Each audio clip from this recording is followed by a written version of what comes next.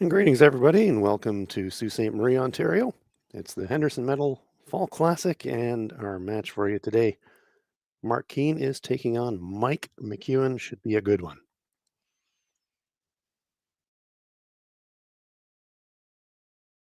Team McEwen throwing the green stones, and Daniel Marsh gets it underway.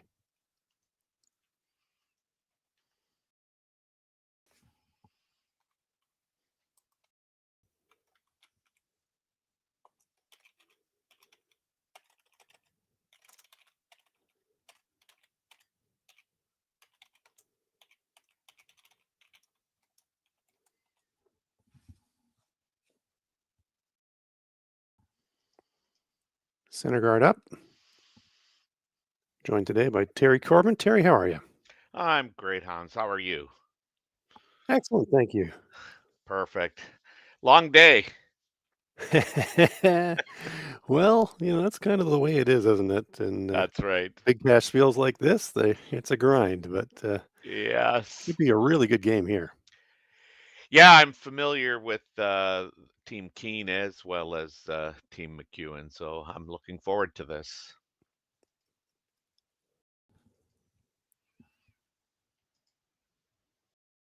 Nice come around draw there. Just biting, well, full 4 foot, not quite biting front button, but yeah, good 2/3 hidden behind that center guard. We watched the pregame warm-ups. Just a little bit more than 4 feet of curl here. Yeah, I've really liked the late finish, and the speed looks fantastic. It sure does.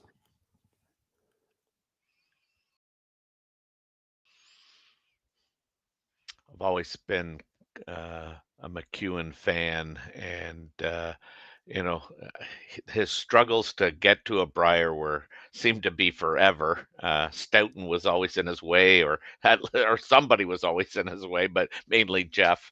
And I love this lineup that he's got the last 2 years. This year and last, I think this is a good mix, and he's such a good thrower. Oh, yeah, it's hard not to be a fan of Mike McEwen. The guy makes circus shots, unbelievable shots, and yeah, it is so solid up and down the lineup. I've watched them a lot too, and gotta say, no matter how many times I've seen this team, I still have a hard time picking Kevin and Daniel apart. But other than that, Yes. it's a fantastic lineup. Colton Flash, when he gets hot, Yes. that's the thing for me around this team. When Colton's on fire, this team is almost unstoppable. If Colton is struggling, then it can be a bit of a struggle. But Colton's been better, more better than not in recent years for this team. Yeah, he's kind of my barometer with this team. I mean, Mike is going to bring it. I think the front end is as good as any out there right now. And I was really impressed the more I watched this team with Marshy's calling in the house, throwing seconds, but um, in the house with Mike. I think that's a good combination. No, I'd agree with that. Absolutely a good line reader, and that lets Colton use what's one of his best weapons, which is his brush on the ice. So That's right. yeah, it's Yes. it's good to see teams find their alignment and find their strength, and Team McEwen has certainly done that. Well, this first end is really starting to stack up there. That early come around has survived, and Hmm. it's really stacking up here. Yeah, and Keener's never been really shy of mixing it up. And Mike's I think a master at it. Yeah, rocks and play will not make Mike McEwen nervous, that's for certain. No. Flat angle here, but there's definitely a sideways play. Yep. Kevin Marsh lining it up.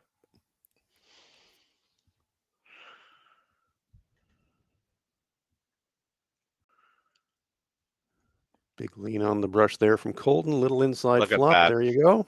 Yeah, Lovely. just like we drew it up. And Mark Kean taking a long look at the angles. Worth Mm. another look on the replay, Terry. Yeah, Colton really leans on that.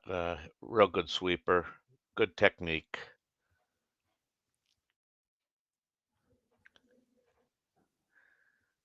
So McEwen lying 1. Team Kean with the hammer here in 1. To And do I a think little bit of this, redecorating here. yeah, this is a good call. I think it's a must. Clears the front. No action on the stones in the rings, but changes the complexion of the end. McEwen says, let's replace that guard, please. I don't think Mark would be too happy the way the two greens are lined up with that yellow one, but again, it's not his shot, so he doesn't have to worry about it right now. No, I'd agree, Terry. Angles are definitely favoring Team McEwen right here. Yeah. Colton Flash trying to lay up the guard. He thought he It's a was a little little heavy. warm, though. Yeah, he thought he was a little heavy out of his hand, but you know what? I I think that's a pretty good spot. Yeah, I'd take it.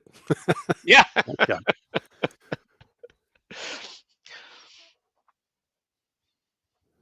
Kean looking at the. I think he's playing a runner. Is he just playing a straight clear, do you think, Terry? I thought he called the run, but I'm not sure that No. that's the play, but Well, stone's on its way from Brady Lumley. It's going to over curl if it is a run. yeah. Blows it by the stones in the rings.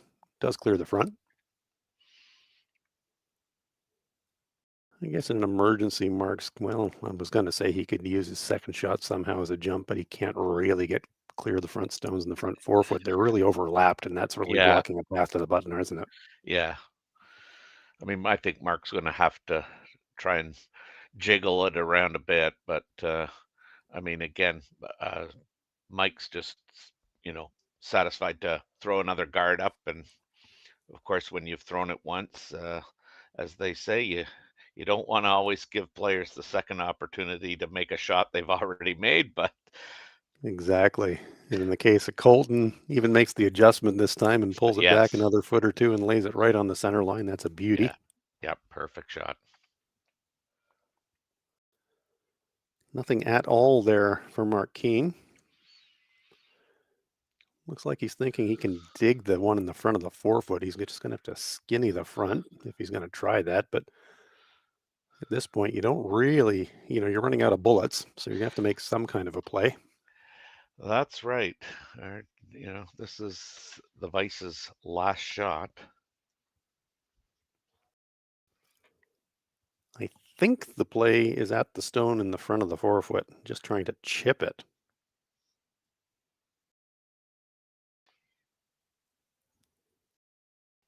On its way, looking for a piece, not going to get it. Gets that little inside flop, which improves the situation a bit because now at least it's corner frozen on the shot rock. So that might be a saver for Mark. Yeah, I mean, Mark's still got the, um, if he needs it anyway on his last shot, chipping the yellow one 4 shot. So um, I think that's one of the things that Mike's looking at. How do I make my shot so that he doesn't have that one, or that he's certainly not enticed to play that one. Well, we saw Mike take a look. How much clearance is the yellow stone in the front 8-foot Hmm. from the center guard? And he can maybe see a corner. If he wanted to make a play towards that yellow, bump yellow, green, yellow, and redistribute the angles, and that looks like what he's going to have a play at. It's a shot not without risk, though. That's right.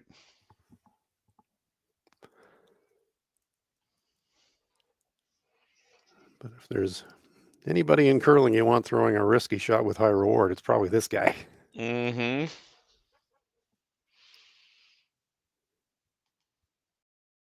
Down to skip stones here in the first at the Henderson Mental Fall Classic. Shout out to Ryan Harden and his clubmates who really had the vision to turn this into an event, and this has become very quickly a big event on the calendar. It certainly has. Looking to just chip that yellow and just Oh, wiggle them around. Hey, that's pretty good. Line that is 2, well, is he lying 2? He's lying 1 for sure, but one that's a for fantastic sure. shot. Yeah. Pushes the Kean stone behind the tee line. I think that yellow stone is second shot, but it changes the angles all around. Mark Kean, is he thinking that he can somehow skinny that green across the green on the button, Terry? Do you think he's going across the top chip double That takeout here? that looks like what the attempt is. It's, it's that old story, like, I don't know, can you hit it that thin with that much, movement? I don't know how lively the rocks are here, but I mean, but certainly I wouldn't think just from our angle that that's possible, but again, it would be one lonely green in there if, Mark were to make this, even if it jams. So job 1, get rid of one of the green rocks. Get If rid of by the a green miracle you can get guard. 2, but he crashes the front. Yep, got the wrong green rock.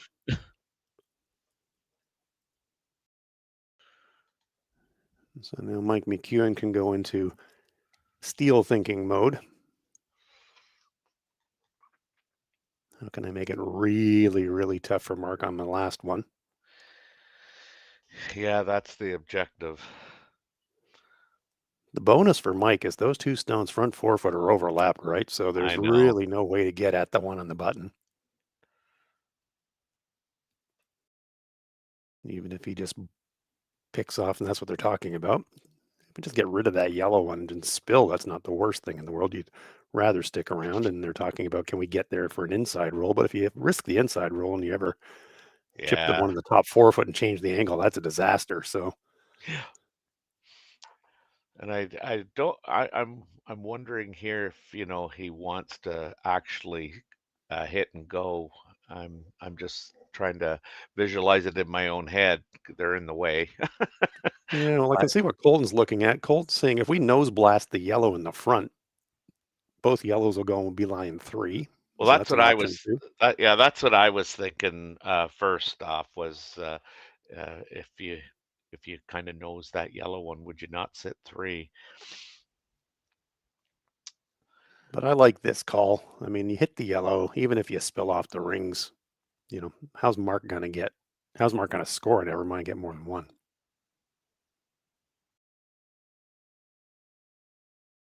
Shots on its way. Mike McEwen making a play at the yellow second shot, sitting on the tee line. Just looking to peel it off, and that's what he does. So here's the situation for Mark Kean. Saying, can I get drag effect action and But somehow move that one on the button? I don't think so. you don't think he plays that in turn, hit it high, it'll drag and potentially score 2? Well, I'm not sure. There's a gap between those front 2, and that's why I don't think he's going to get a ton of drag here. I mean, it's worth a try, right? What's the worst that's going to happen? That yeah. You give up one, so you might as well have a crack at it. But I can't see it dragging across to the one on the button. But hey, we're about to find out. That's right. That's why it's fun to sit up here at times. Absolutely.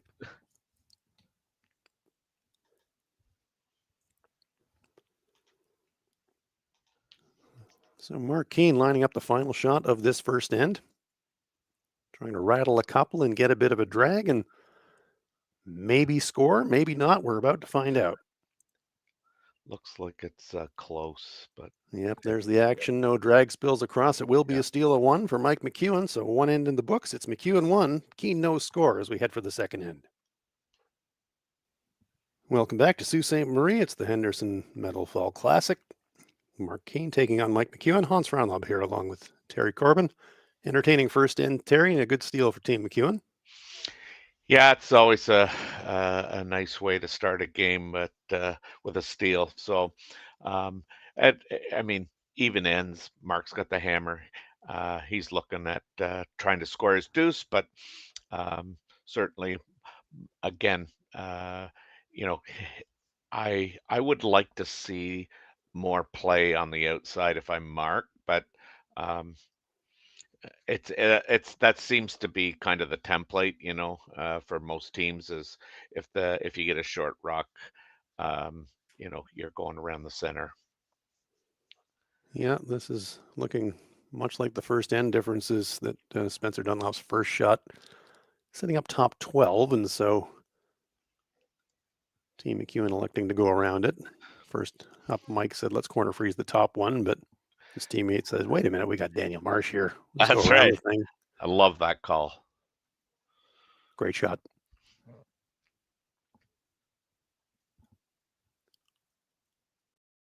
So immediately, Team Kean chasing the button as they were in the first end.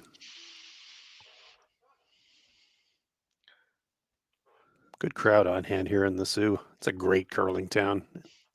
Yeah, I'm not going to say anything this time around.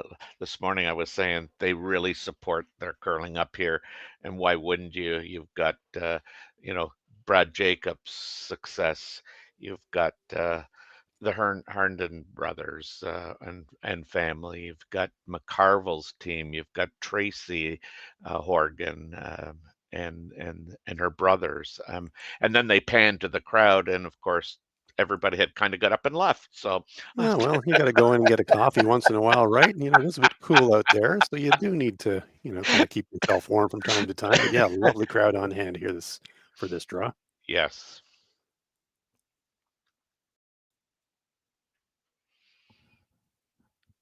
Nice freeze on shot rock by Team Kean. That's forcing Team McEwen now to make their call around. Are we going to kind of yeah, try to guard this one out? And they get a nice little overlap there on that center stone.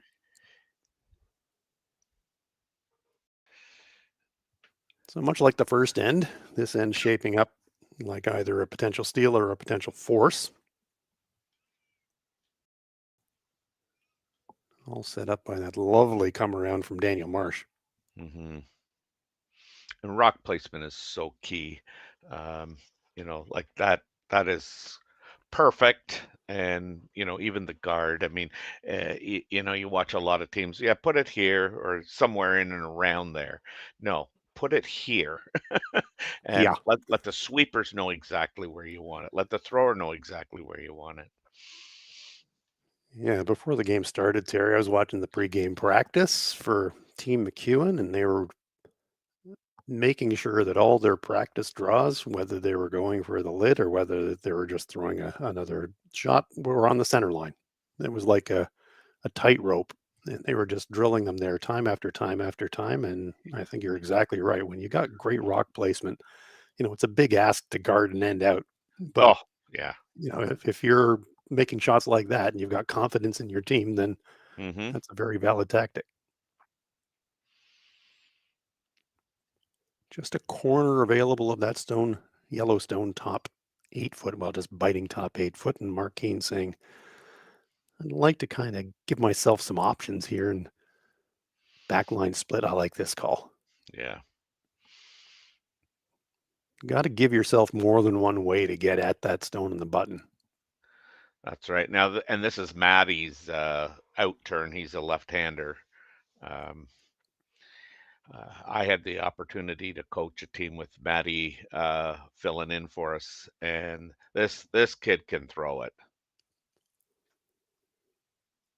Matthew Garner trying to split this one, making a move though. It's over on that center guard, and let's see what this does. Is it going to get any contact on it? Gets a little split. It does give himself maybe a run. Looking at the angles here on the overhead, might just be able to navigate yellow to yellow on the angle run now. So has at least created a couple of shot options out of that. Mike McEwen realizes that too, and he's taking a long look. hmm What can hurt us here? And he's saying, yeah, that's the one that's going to hurt us the most, Yeah, potentially. love this call.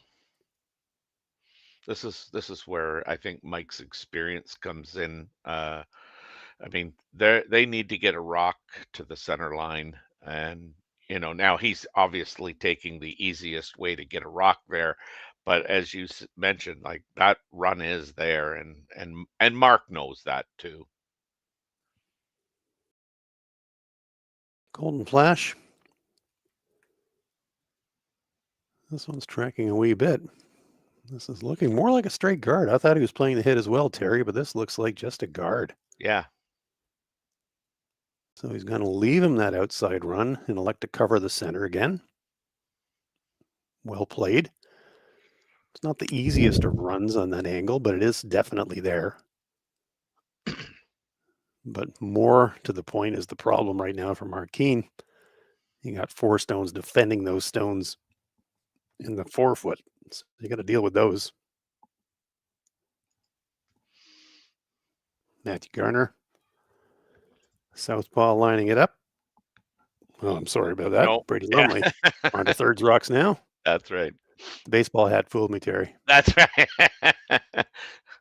Mark usually has his hat on too, but I'll see he's opted to go hatless.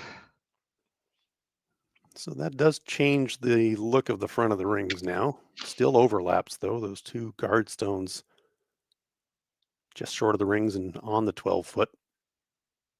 Doing a pretty good job of protecting the 2 stones in the button area because of that overlap. Yeah. Long conversation at the hack end.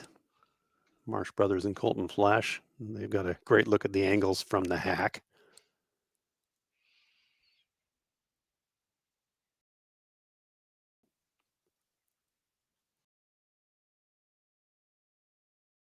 And for me, Terry, I mean, this is really the situation where you're saying, okay, are we kind of playing conservative to defend against a 2, or are we trying to keep a steal alive here?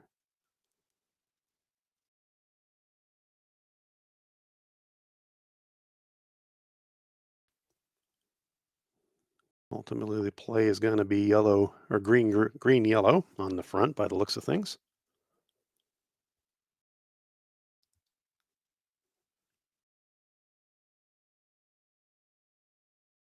So it's kind of a 2-for-1 deal.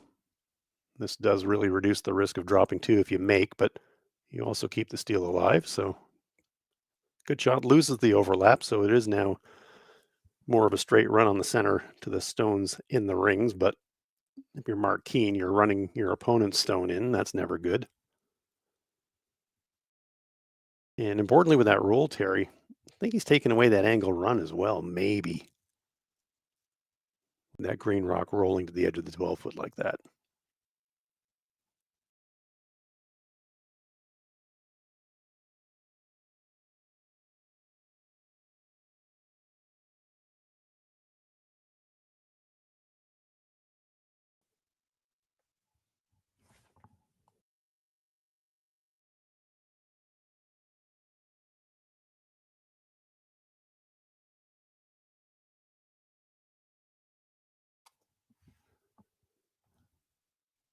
Brady Lumley, stone on its way.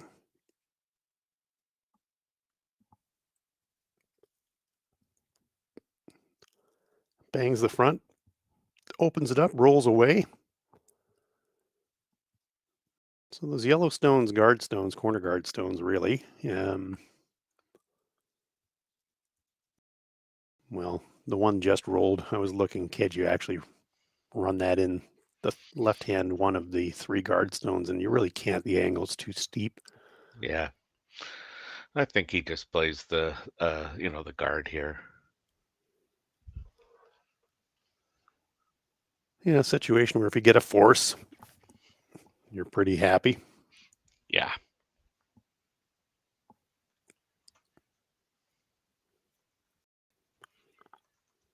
Think of it as though in this situation, the way that they're welded there on the button, Terry, it's you got to make the guards great, right? Because if you don't, Oh God, yes. all of a sudden you get a cheap 2 out of nowhere. That's right.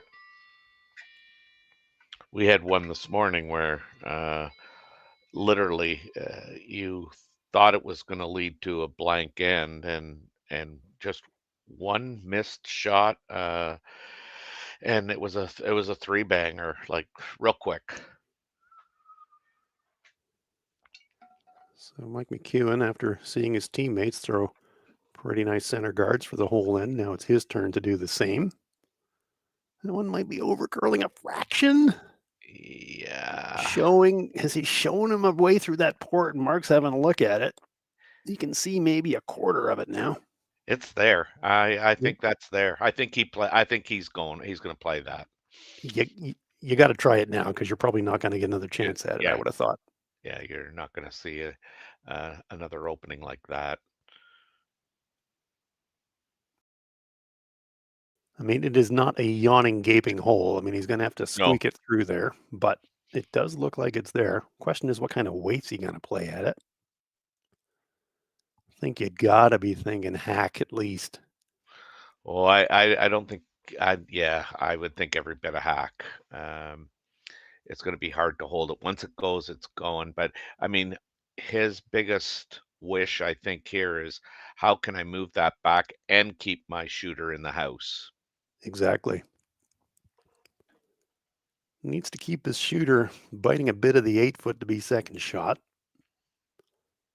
And if we presume that he's not gonna get any more than maybe 1/4 rock contact on that Yellowstone front button, all of that thing added together says you can't really throw much more than hack. No, But you do need to throw enough to push the green out of the 8 foot as well. that's right. They didn't jump it out of his hand, so they must like it. Marquine having a long look at it. He's through. Oh, no, he's Oh, just not. clipped the front. Just clipped the front. Oh, wow. So Mike McEwen dodges one bullet. Not out of the woods yet, though. Well, now I guess, you know, Look at the angles he's looking at, Terry. Sorry to yeah, interrupt you. no, I mean, because I'm just thinking, I mean, right now, he's got that intern, he's got the run back on the double run back on the yellows, I think. Like he's got a lot of he's got some options that I didn't think he was gonna have. Well, what Mike's looking at is yellow, yellow into the pocket on the two greens double takeout. He said, if I had a Yeah. chance to throw that, I'd throw it. We'd make it. Yeah, Right? That's what Mike's thinking. we would be talking that's the end and because he would have Yeah. thrown it by now. Yeah. So Mike sees the danger. Great look at the overhead. Yeah, And you can see the two yellows on the left-hand side of the screen lined up almost perfectly to make a natural double on the two inside greens. You can't take everything away though when you're Mike that's right. McEwen. And so the first job is take away the obvious shot. And what Mike's thinking is, can I take away the obvious shot and somehow take away the Hail Mary shot? Well, and we always talk about, what if you were kind of Mark, what would you want me to leave you? And we'll take Exactly. that away. Exactly. Exactly. And I think that's the thing for Mike McEwen, right? He would be perfectly comfortable throwing a high risk double angle run in. Hmm. Would Mark be as comfortable throwing that as Mike McEwen? That's a different question.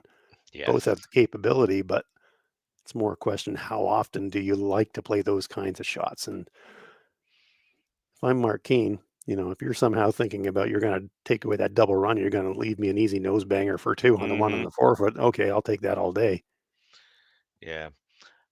They've called for this thing short, and this has got a lot of curling to do, man.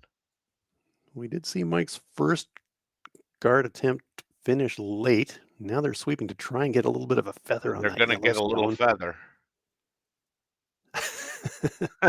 Mike says, "You over feathered it, guys. It didn't need the feather." Wound Uh, up in a perfect spot. It's taken away the path to the Yellowstone in the front of the button, which was job one. And yes. now, indeed, we can see in the overhead shot that Marquine is lining up that double run. I'd kind of like to see it just because Mike had such a long look at it, right? It's like, oh, Mike was Yeah. scared of that shot. Well, and I don't see really what else he's got. It's either the double run or the one that he's looking at. Yeah. So it's a question about which angles do you think are better to try and run in and get action on both of the green shots? And Mark Keane saying, okay, I think coming at it more directly gives us a higher chance of making the shot. It's tough. You do wonder if he could just get by.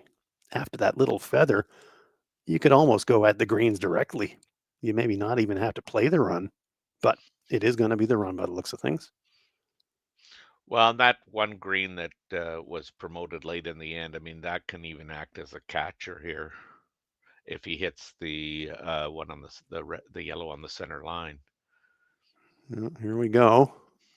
Final stone on its way for Mark Kean. Trying about a 10-foot raised double. It's close. And there's the one, gets the There you action. go. There you go. How good is that, everybody? Bango, bango, bango, and 3 out of 3. absolutely nowhere for Mark Kean. What a fantastic shot. Wow. Yeah, Mike's scratching his head on that one. Geez, I knew I shouldn't have left him that option, but So 3 on the board for Kean. They take a 3-1 lead after 2 in Sault Ste. Marie. Welcome back to Sault Ste. Marie at the Henderson Medal Fall Classic. And this one is turning into a classic almost immediately. Mark Kean with an amazing raise double to score 3 in the second end. Hans Frauenlob here along with Terry Corbin. Wow, what a shot from Mark Kean. Let's have another look at it, Terry. yeah, well swept. Again, team shot, Mark threw it. They swept it. Good line call. Bang. It's for 3. A real end turner. Team McEwen were defending the whole end with center guards. And Team Kean managed to just get some stones accumulating out there on the wings that they could use. And in the end, got the payoff. And wow, what a turnaround. 4-point swing on that shot. Yeah. And I think it's also, a good lesson too. Like, I mean, you don't have to be in a hurry in order to score 3. You just need a chance sometimes. And Mark was provided that chance and he executed. So Team McEwen finally get the hammer, but probably not in a situation where they were hoping to get the hammer. All of a sudden, they're 2 down. That's right.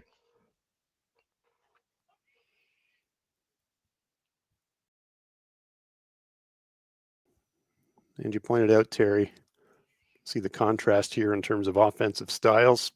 Hmm. Team McEwen immediately chucking up corner guard. So early in the end, this end having quite a different look than the first 2. That's right.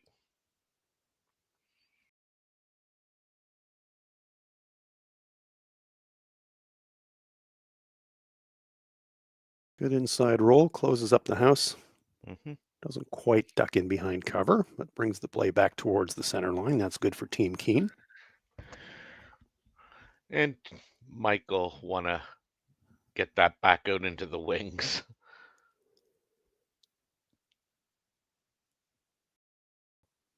Yeah, it's like a game of chicken, isn't it? You just kind of Yeah. one team's trying to take things one way, other team's trying to take things the other way. It's a bit of an arm wrestle. Oh, he's This going. one is spills I, inside. yeah, I was a little shocked there. I thought he would try and roll back out to the wings.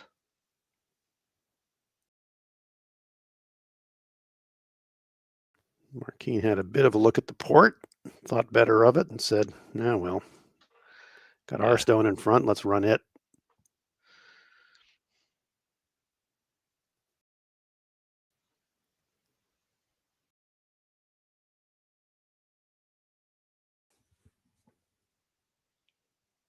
Garner with that attempted run, bang.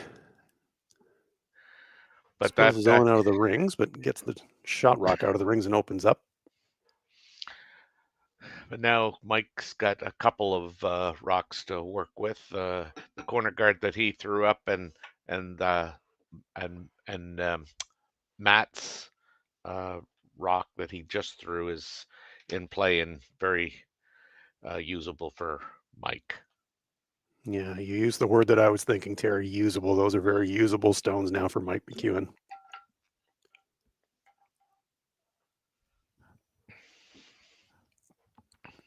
Kevin Marsh trying to duck behind cover here. Doesn't get, well, he does get fully buried. I said it didn't quite fully cover it, but he did. Nice shot. Mm. Mark Kean playing this end, the way that, certainly I was coached, Mhm. um, after you score a 3, you don't let the rocks accumulate the next end and let your opponent score 3 back. And so Mark Kean saying, let's rip a corner guard. That's right. You don't want to give up 2. Nobody wants to give up 2, but you sure don't want to give up 3 after you score 3. Exactly. And if he plays the, quiet come around and he doesn't make it, all of a sudden, 3 is, certainly a possibility. I like the Unfortunate thing for. Oh, sorry. Go ahead, Terry. No, I was just gonna say, Mike. I would love to have the guys mic'd because I mean, Mike wanted to go around the corner, and I I didn't know what Colton was kind of referring to. He was looking like he wanted to play the out turn as a maybe a potential guard on that rock. But I like this. Get in behind, and away we go. Yeah, I'm all over this come around, whether you come around outside in or the path Eh, that they're choosing, Yeah, because those 2 yellow stones are nicely overlapped now. yeah, So they're perfect guards to use. You could throw 2 or 3 behind them. yeah. I mean, I see the fear. I mean, you're a little bit afraid that Mark might get a hit and roll, but I mean, that's kind of what you have to look at, risk reward, and certainly if they make it where they want it, which is probably biting the 4. I just think that's in such good position that it puts so much pressure on Mark's team to make a not just a regular shot but a high quality shot. Well, and I think this shot coming up is the kind of must-make high-quality shot for Team Kean. Brady Lumley really has to stick this roll, because if he leaves it open and gives Mike a chance to hit and flop coming back or something like that, all of a sudden you're looking at 3. So this is a really important Look, shot, but just looks going to like catch it he's thin, thin. get Yeah, the piece. Good shot. Spills out of the rings, but he does push the McEwen stone out behind the cover of the guards, and that's important.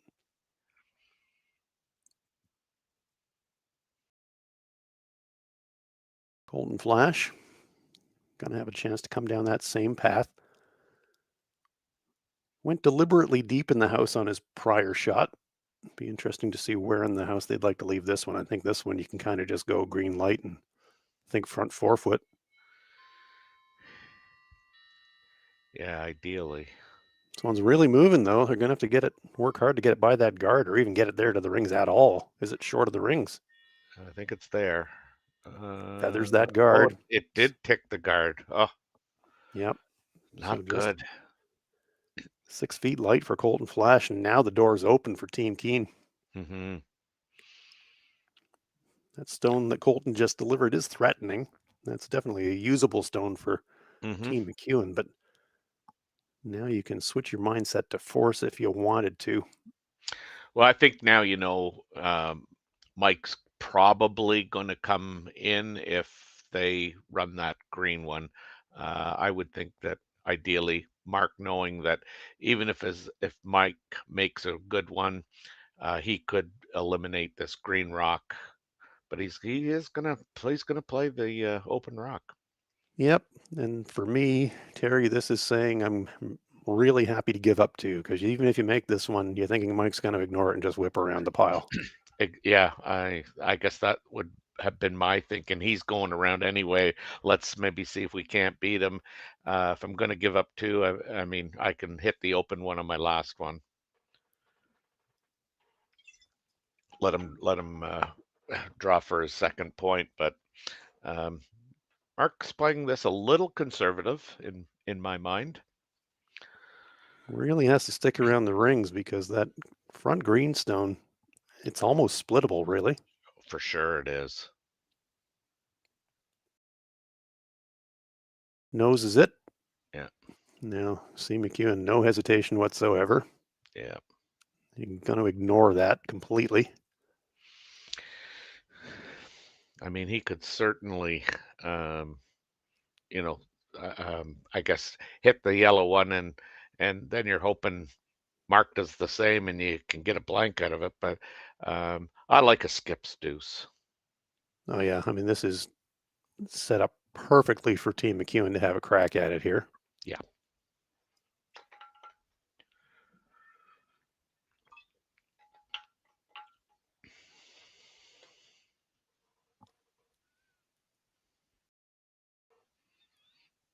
One of these ones where you'd like it to actually overbury. Mm-hmm. If you could get it half a rock past the guard stone front forefoot, you create a bit of a jam angle in case Mark tries to make some kind of a double run on the two greens. Yeah, you just don't want to be behind the tee line here. Cut your whole end off. Well, Uh-oh. needs to be second shot. Is he going to be second shot? He does stick around just back 4 foot. Pretty decent rock. Does invite Mark Kean to follow it down, though. See the disappointment on the face of Mike McEwen. He knows that was 3 feet heavy. Yeah.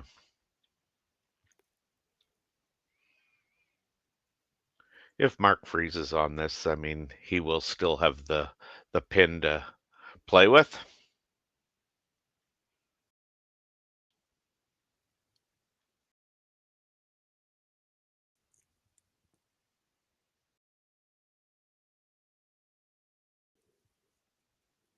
Don't forget that green guard stone just front of the rings. That could be runnable as well for Mike McEwen. So pretty Mm-hmm. important for Mark to freeze and weld this one well.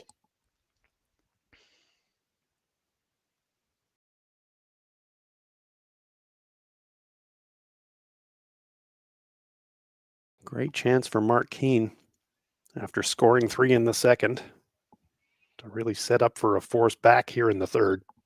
Mm-hmm.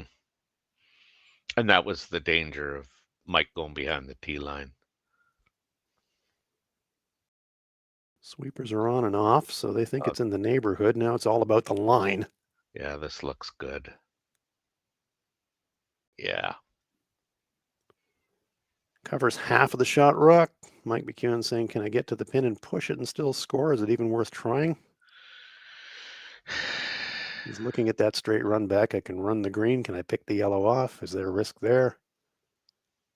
I think you try it.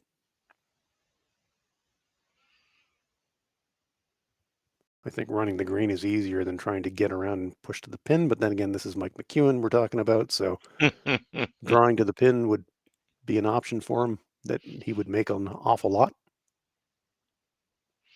Well, But the not thing about the run, Terry, is he's got a chance for 2 if he tries it. I was just gonna say, and I'm, at this level, these guys, they see all the possibilities. Usually, I mean, I'm not even looking at that, running it back and potentially making the double. I mean, that's just out of my league. So, but these guys, I mean, that's the other thing. These guys throw so many rocks, and practice so often that, um, you know, when they practice, they practice these. Yeah, and they make them a lot.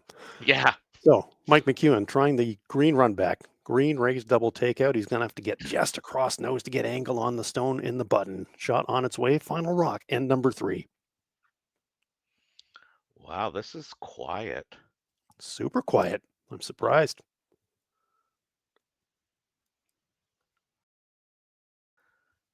No.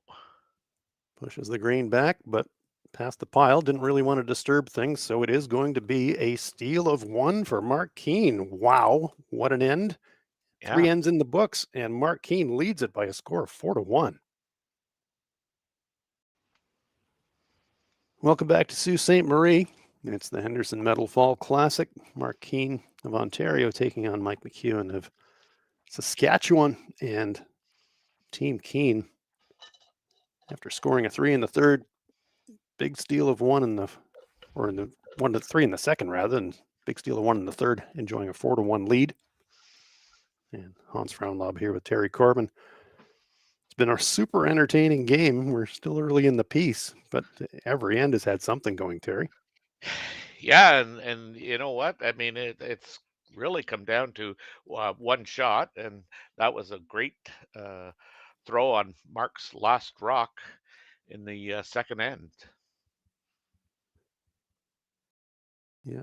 And his last rock in the third as well. I mean, he made the Yes. fantastic raise double for the 3, and then he made a fantastic freeze to force Mike into a tough shot to try and score 2, which he didn't make.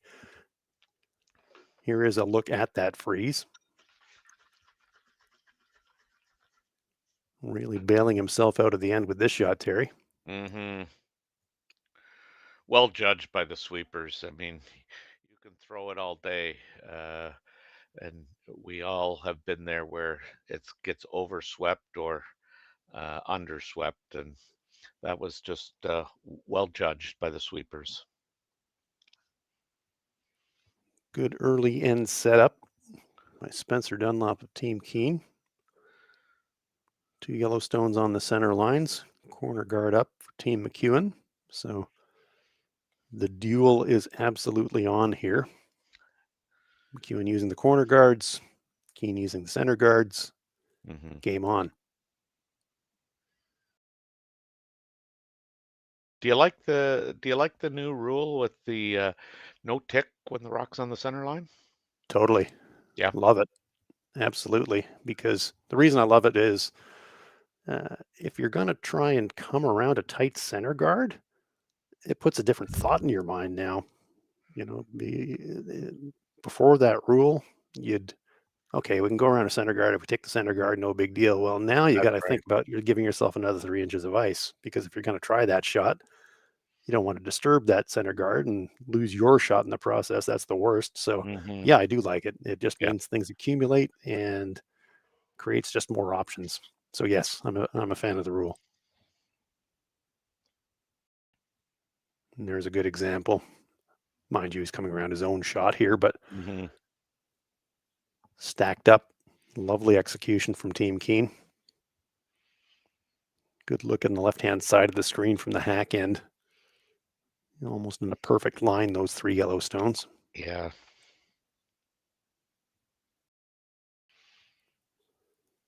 Team McEwen with last rock, and we have seen enough over the years, Terry, even though they're trailing by 3. The Mike That's right. McEwen team with last rock advantage and stones accumulating are always a very dangerous thing. Yeah, right now Mike's just trying to buy some furniture and he'll rearrange it a little later.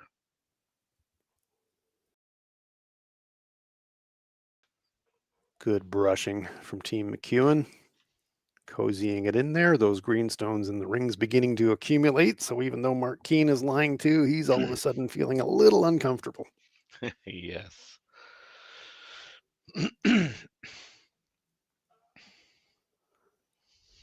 Matthew Garner lines it up, being asked to rip the corner guard. Getting close to nose. He's going to run it back, ping the green. Nice. Leaves the corner guard, but does remove that counter in the rings for Team McEwen.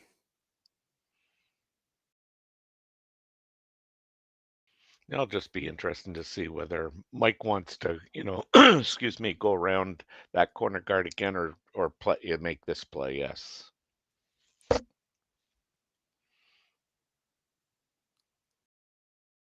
Good discussion here around their options.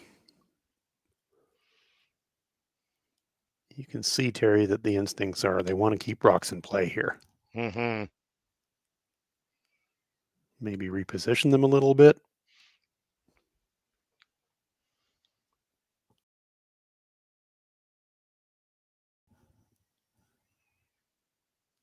Still lots of time here for Team McEwen. You don't have to get into desperation zone here, Hmm. but you still would like to score 2 in this end.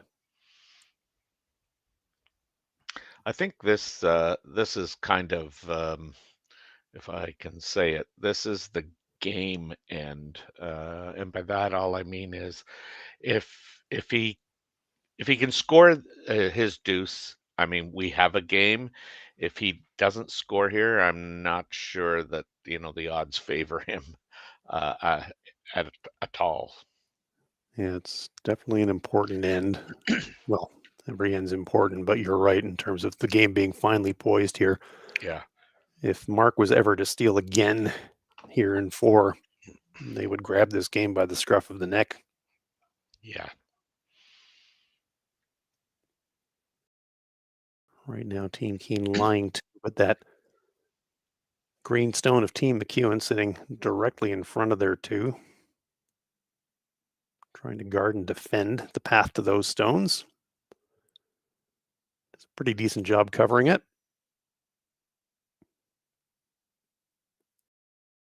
At some point, you know that the play is going to be run them back into the pile, and this looks like the moment for Colton Flash.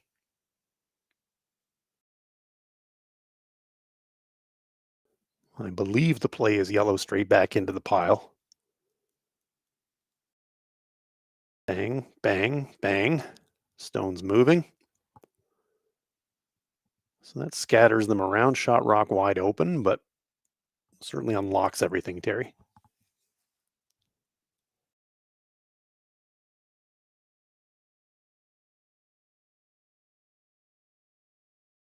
Key thing for Team McEwen there. No center guards. All the guards are in the corners, which is where you like them.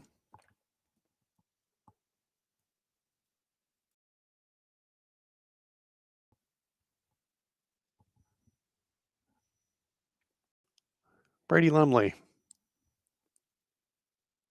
He's being asked to remove that McEwen counter. Probably just wants to leave it sitting on the nose. That's what he does. Nice shot.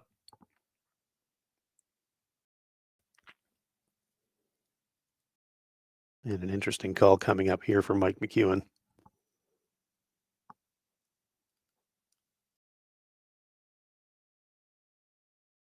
Appears to me from his call that he's going to ignore those two stones in the rings and just play a straight draw around that green corner guard.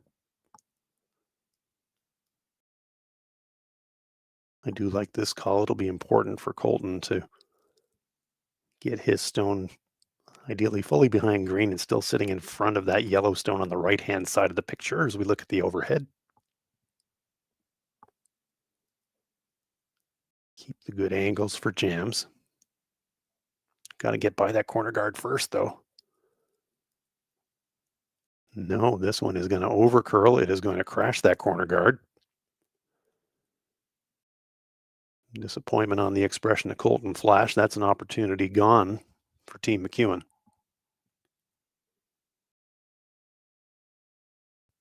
Now all of a sudden for Mark Kean. Up 3. You're lying 2. Terrific opportunity to engineer the fourth here. And as Terry was saying a bit earlier,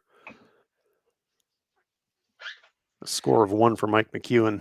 If you're Mark Kean, you're not home and hosed by any means. You're still 4 ends to play, but 4 ends to play, 2 up with the brick. You'd be feeling pretty good about that if you asked Mark before the game if you could get to the fourth 2 up with. Would you be happy?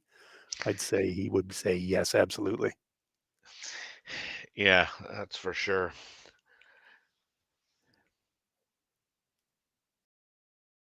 And if Mark makes a good shot here, I mean, certainly the difficulty of Mike's next one's going to increase as well. Down to skip stones here in the fourth. Mark Kean has made some fantastic shots, as has his teammates, but he made some circus shots to convert for the 3 in the second, and a great freeze in the third to set up what turned into a steal. See if his hot hand continues here in the fourth.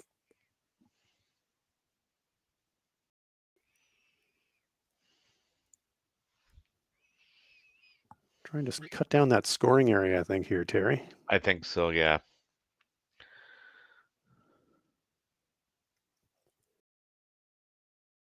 Just a little tap on that stone in the front 8, I think. Just trying to push it forward a foot or 2. Yeah, not too much further forward, but does leave himself lying 3.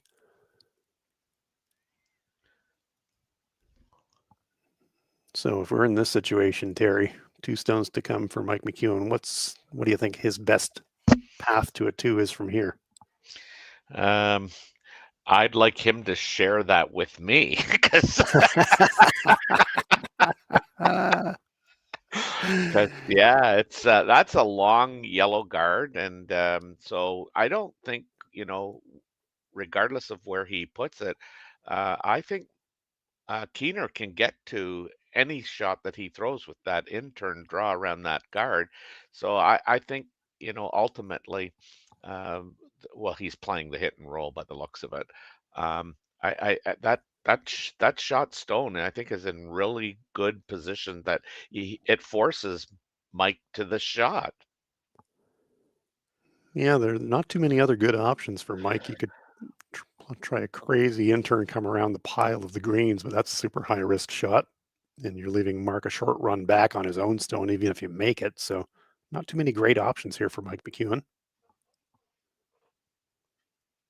Important that he gets this behind cover. And Teammate of that's mine good. used to say, Terry, toughest shot in curling's a hit and roll when you need it. And Mike needed a good hit and roll there. Made it pretty good, Yeah, more no, than that pretty good. but like I say, I mean, even if he had tried to get there with the draw, I think it was always going to be available with the curl here. So that greenstone, well, we'll say it's 3/4 buried, maybe 7/8 buried, but we can see in the overhead there's about 8 feet between the guard stone and the shot rock. So there should be enough room for Mark Kean to, at worst, just chip it out. But it's not a gimme. No, absolutely not.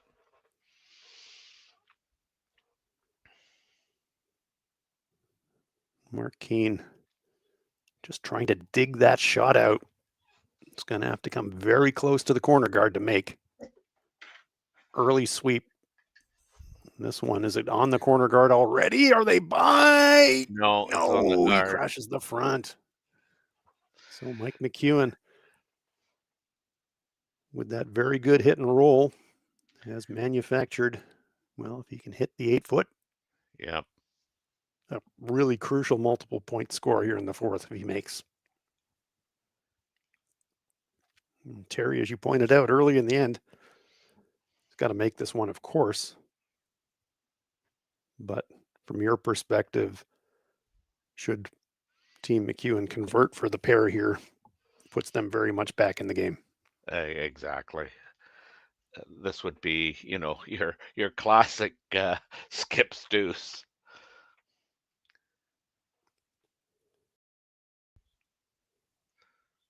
Final stone of the fourth and on its way. Mike McEwen needs full 8 foot. Sweepers are just cleaning it. They seem pretty happy with it. Yeah, it takes the No, curl. Yeah. no panic in the sweep whatsoever. And Mike McEwen pins it. So Team McEwen right back in this one. A huge score of 2 for them in the fourth at the halfway point. Mark Kean leads it 4-3. Welcome back to Sault Ste. Marie. It's the Henderson Medal Fall Classic. And this game shaping up like a bit of a classic already. It's Mark Kean versus Mike McEwen. This is the A side. First game for Team McEwen. They had a bye in the first round. Team Kean had a win over Jeongdeok Park of Korea by a 7-3 count. So we are on the A side of this triple knockout. Hans Frauenlob here with Terry Corbin, and Terry, a pretty crucial pair for Mike McEwen there in the fourth. Oh, I couldn't agree more. I really think that it was paramount that Mike not only scored, but that's an even end, and but scored his deuce. You just got to feel way better playing five. So it'll be interesting to see how Team Kean's approach this end, and we have a take a look at this crucial hit and roll that set up the pair for Mike McEwen. This really was Yeah. the end maker. Mark Kean tried to follow that down to dig it out, crashed the corner guard.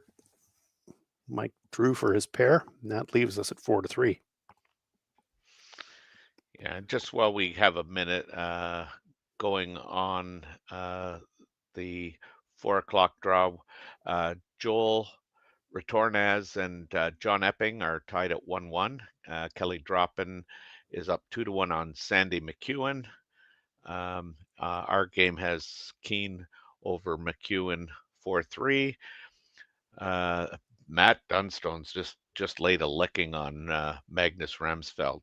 8-2. That game was conceded after 4. Kevin Cooey with a 5 spot on the in the first end leads Tyler Smith 6-1, and Matthew Hunt from Sault Ste. Marie has a 2-1 lead over Alex Champ. Thanks for that update, Terry. That's great to see. I mean, fantastic teams here this weekend. Terrific tournament. A lot of interest in the new look team Cooey with Aaron Shasitsky coming into the lineup there at second stone. Sorry, who's Team coming Cooey. in? Who's coming in? You're going to make me say that again, aren't you? Yeah, I am. Aaron Slushinsky. Man, oh man, with a name like mine, eh? And I can't say his name properly. Sorry about that, Aaron.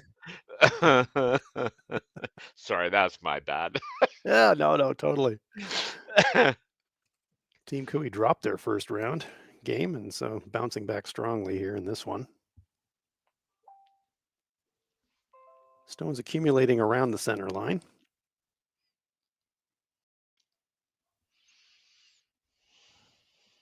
Kevin Marsh trying to duck around the pile. And he does. That's a beauty. Front button. Really couldn't carry it down any better. Team McEwen trying to lay the trap here for Mark Kean. Try to tempt him into a high-risk shot. Mm-hmm. That's the only way I would have got it there, is if I carried it down. And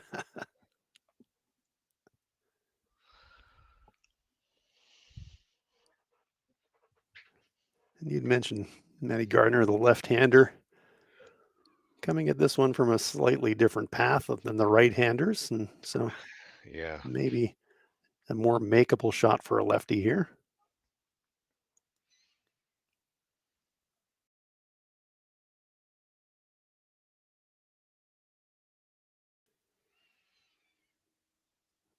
People in curling from time to time make arguments that the sport should go away from two hacks and just go to a uni hack, and Yeah. everybody's throwing down the same path. But I don't know, maybe I'm a bit old school. I'm quite comfortable with two hacks and a left-hander or a right-hander coming down different paths.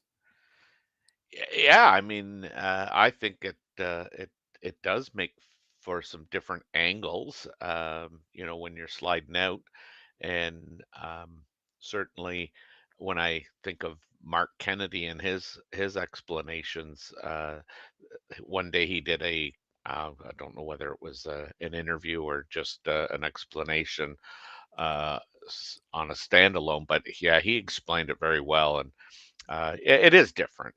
Um, I've had the opportunity to um, have a lefty on my team in the past, and you can actually take advantage of it if you know we would be more or less playing on straighter ice, and you can use it to your advantage at times. So I hope they leave it status quo myself. Yeah, same. Back in my days, back in my junior, I had a junior team with two lefties on it, and this was pre-push brooms, right? So Yeah, yeah, yeah. it was a super advantage because you could really be very, very effective with a lefty and a Hmm. righty sweeping back in the day. Yeah. Mark's had enough of this. Yeah. Key thing for Team Kean here in this end: do not concede a steal.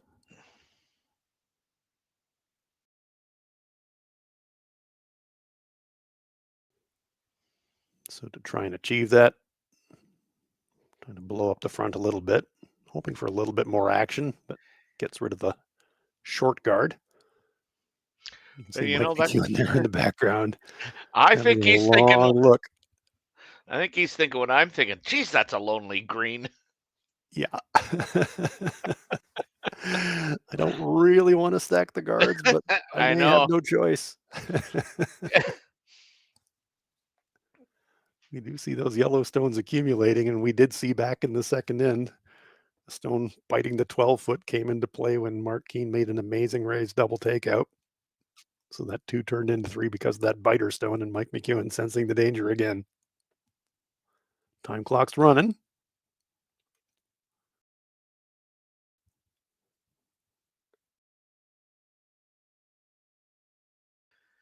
Yeah, this has an This is worth a eerie. conversation. This is a key decision, isn't it? Yeah, this has an eerie feeling about it.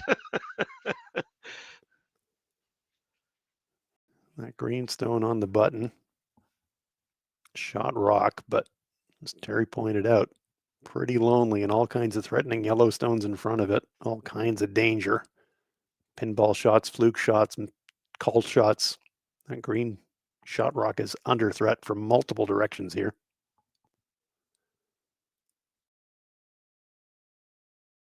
So what they're talking about is, okay, what's the best way to reduce the threat at least? Yeah, it can't First be too. instinct was stack the long center, but they're looking at some options of moving stones around, Terry, by the looks of it. Yeah, I mean, I hate to say it, but I'd like to get another one myself in the house. Yep, that is not a crazy thought. That's always been a maxim of mine. Sometimes the best guard is second shot. Yeah, even if. Problem is, where do you put it that's useful? Hmm. Not too many easy paths there for them, but here it comes, Colton Flash. I think they did decide on the guard, did they not?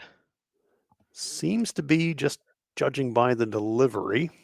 So, yep, we can see it making a move now towards the center zone. So it does appear to be a long guard, longish guard. Well, they are sweeping still, so they're trying to maybe get some overlaps and take away some runs. So a bit like a goaltender in hockey out there trying to cut down the angles a little bit, Hmm. Hmm. make those green raises less usable or less makeable for Mark Kean. And the thing about, the way the rocks are situated, Mark has some outs still, so that's a good thing if you're Mark. Um, he's gonna try and clean up the front a bit here.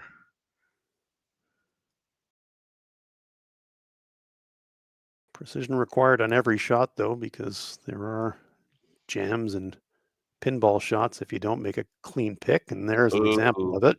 That's exactly what happened. yeah, So that crafty rock placement by Mike McEwen forces the half shot error from Brady Lumley. And yeah. now all of a sudden, Mike is feeling much more comfortable. Oh yeah, not only are you third shot, but now you can come in and get like top of the four even, and I think that's what they're just talking about now is do we want to go top four or do we want to get which I think you do. I mean, if it's not made real good, I suppose you could potentially leave a double, but I think the swing here is so good that Did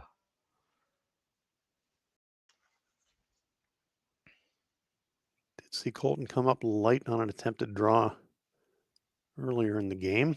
This mhm, stone looks to have better weight. He's well by the guard, but they are sweeping for distance. They don't want to set up a double. They do need I to hide know. something. Have they There's the got it there for finish. second shot? Yes, Yeah, they they do. do. Yeah, Good brushing from the Marsh brothers. yeah.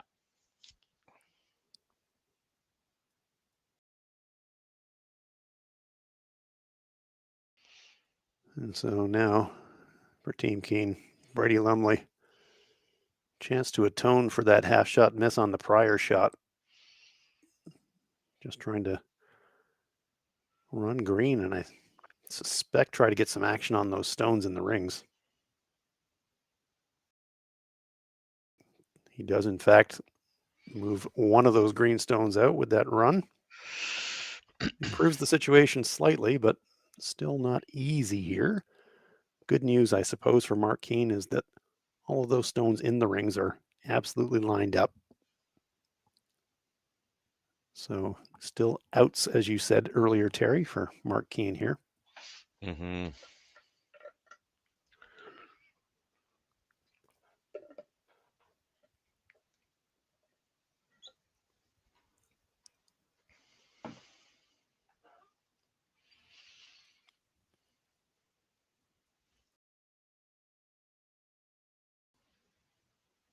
Bit similar to earlier ends, Terry. There are a couple of options here for Mark Kean, and so Mike McEwen will be asking himself, okay, can't take everything away, but Right.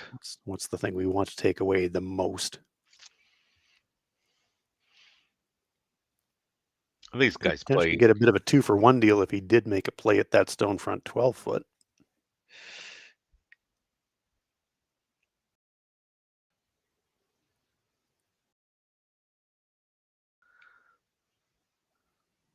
But it Sometimes you looks have, like it's just guard weight to me. yeah, sometimes you have to resist the urge to do what you want to do versus what you need to do. Yeah. That's right. Sometimes the head has to win over the heart. That's right. That's right. Covers the run, takes away the run just. Almost over curled, but covers kind of both direct straight paths to the shot rocks in the process. Mark Kean taking a long look at the angles here. You could go green over the top of yellow and run yellow back. It's tricky, but makeable.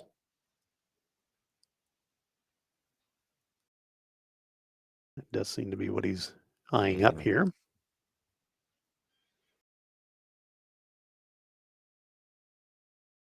In this situation, I like to call Terry. I mean, he's got a couple Yep. of options here. Could careen off that one in the top 12-foot as well if he doesn't go across the face of the target yellow rock and doesn't get the angles perfect. So he's got a couple of A-B options here. Well, and that yellow can run into the pocket or the pile, and as well as it can probably, you could probably, if you don't hit it exactly where you want it, you might get rid of the biter yellow one on the top of the Exactly. 12 foot. Needs to hit high side, gets high side. Actually got it Yep. in.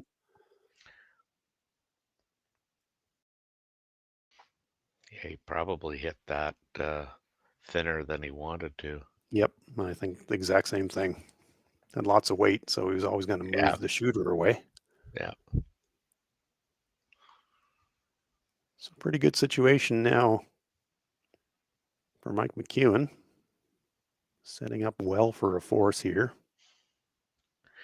Still got to make a shot though. You can Yeah. see can't just throw a guard on it. You No. could, but Mark Kean will have a shot. Yeah. I honestly, I think what he's gonna do. Yeah, I was just gonna say. I think top of the 4 foot.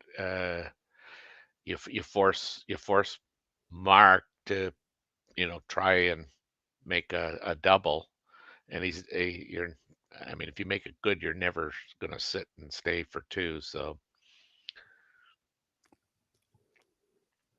We'll talk about cutting down the scoring area with this call. mhm. We suspect he's trying to cozy this one right almost directly beside his shot rock. Cut away the path to the pin. If he leaves it in the exact right place, not leave Mark Kean a double. So one of these situations you mentioned earlier, Terry, about rock placement. I mean, this one couldn't Yeah, be a better example. You're having to throw this one to almost a specific pebble to get it in a great spot. that's right. This could be the difference between having a shot for two and kind of hoping and wishing for one if you're Mark. So it's in the hands of the sweepers, Colton Flash, one of the strongest brushes in the game on the inside sweep.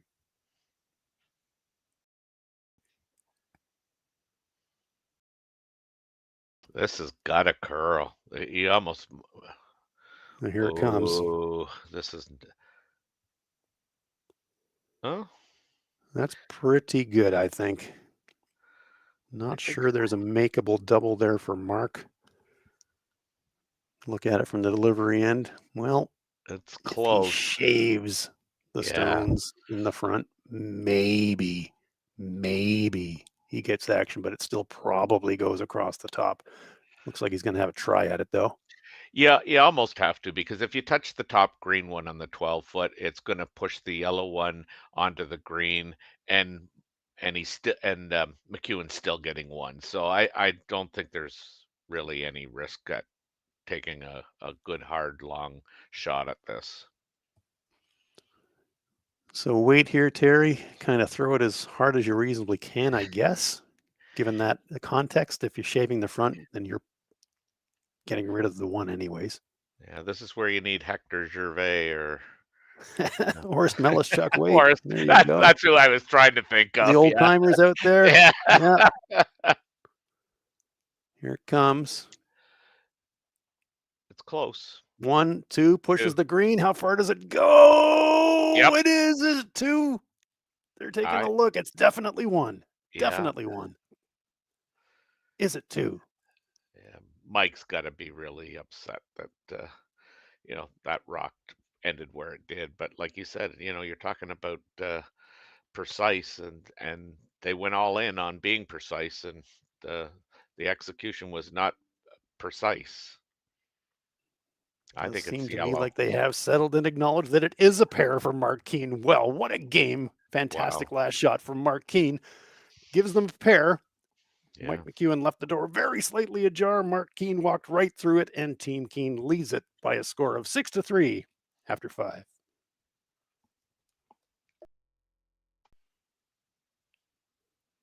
We are in Sault Ste. Marie, Ontario at the Henderson Medal Falls Classic, and this is a fantastic game. It's an A-side game. Mark Kean versus Mike McEwen. And Team Kean, after dropping a pair in the fourth end, came right back, scoring a pair themselves in the fifth. Hans Frauenlob here with Terry Corbin. Terry, let's take a look at that final stone of Mark Kean there in the fifth. Yeah, I mean, he had to throw it with that kind of weight, and uh, you hate to say it, but um, Mark's winning the fantastic shot race here against Mike.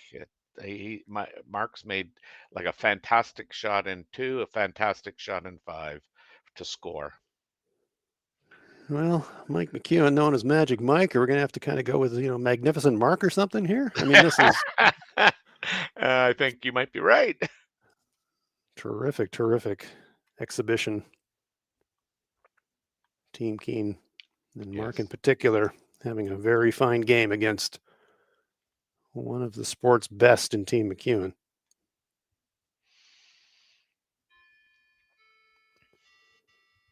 We talked in the fourth end, Terry, about how crucial it was for Team McEwen to score a multiple, and that ask goes even higher here I in the think sixth.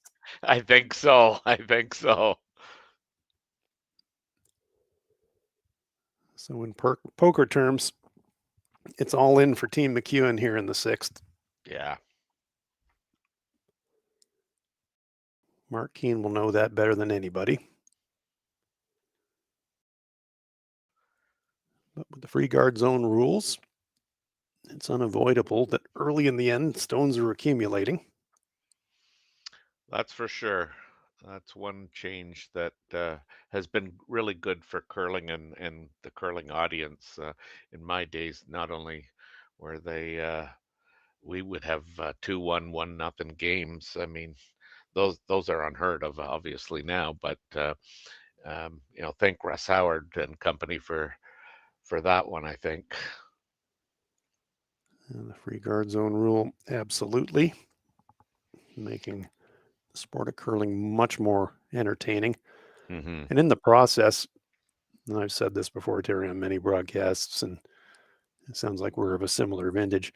The in my mind now, particularly with the center line rule as well, um, if your lead player isn't the best thrower on your team, you're pretty close to having your lead being the best thrower on the team, because rock placement in the first 4 stones at the end, first 5 stones at the end are absolutely everything now. Oh, yeah. I mean, you're not winning if you don't start ends off the way you want them, because again, you have a little template in your own mind how you want to originally start the end, and if after 2 rocks you haven't got that formation going for you, it starts to get frustrating because all of a sudden you're changing gears, after lead rocks on the way you from the way you wanted to play the end. After some discussion, Kevin Marsh looks like he's going to be asked to try and navigate past that corner guard and wiggle one into the back of the forefoot. This is going to have to really scrape that corner to make. Well, he's by the corner. Is he by the stone in the front 8? Big brush. Just, I think, Oh, very slightly feathered yeah, that stone in the front 8 foot. yeah, it did.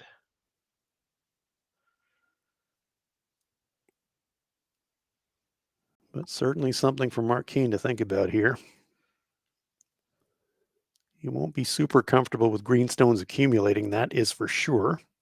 But at the same time, you've got shot rock.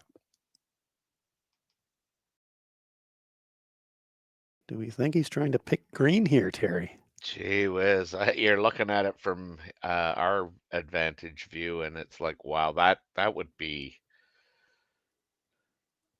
Tough slim shot. pickings. Yeah, he's I got the suppose the front. thinking is if you crash the front, not fatal. And that's Yeah, exactly what happens. So the center's open at least now for Team Kean. Still a corner guard there for Mike McEwen. You know he wants to be able to use that. yeah.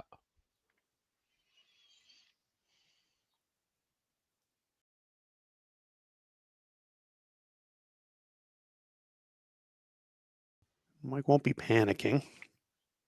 He'll still be thinking in the back of his mind, yeah, you really want to score 3 here, but you know what?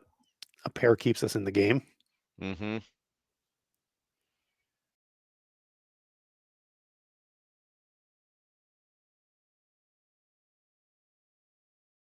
And I do like this call. I do too. Beauty. Fully behind that corner. Yeah, I would have liked to seen them take that a little deeper, but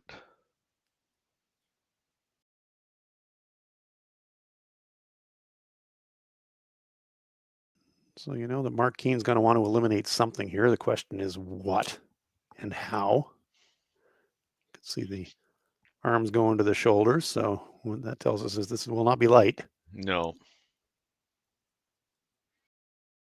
Peel weight. Brady Lumley. Looks to me like they're thinking inside double here, Terry. Yeah, Concede the jam, but try to get rid of 2. Well, they're actually playing the backstone. Gets the one, gets the action. Nice shot. yeah. Sticks the shooter behind the corner guard. 2 still very much alive for Team McEwen, but that really does reduce the risk of a 3. Corner guard still available, though, for Mike. Yeah, I like the split on the green one here personally, but Brady Lumley says, yeah, pretty good, wasn't it? yeah. I may be the baby of the group, but I can throw it. Exactly. 24 and the front end are both 25 years old. I've seen them around through the junior circuit, and I mean, good throwers. Saw a lot of Spencer Dunlop, who's playing lead here. He skips at Western University, or he used to. I don't know about now, but I think he skipped a team at Western University. So there's no shortage of experience here. Oh, you would have liked to have touched that. Stone is going to Yeah, scoot to the back of the 8 foot, but will hang around for second shot. Mark Kean looking at the angles here on the 2 greens, kind of having a bit of a debate with himself whether it's worth the risk to just try to double the 2 greens off or think about something else. yeah, it looks like it's a half rock.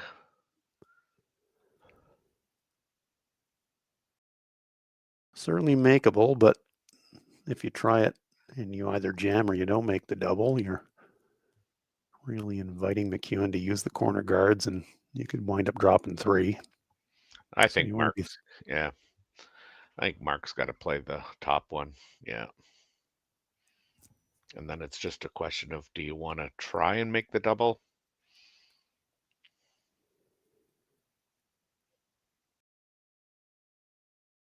Yeah, it's important that both the thrower and the person calling the shot are really locked in on that because that's a very Hmm. important point, Terry. Are you playing for the roll first or are you playing for the double first? You got to Yeah, know. yeah,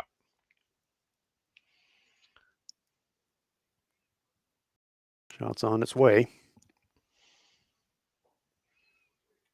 Brady Lumley gets close. contact, gets a Yeah, piece. That green one's going to great spill. He's shot. got to get out of the rings. Yes, indeed. Fantastic shot from Brady Lumley.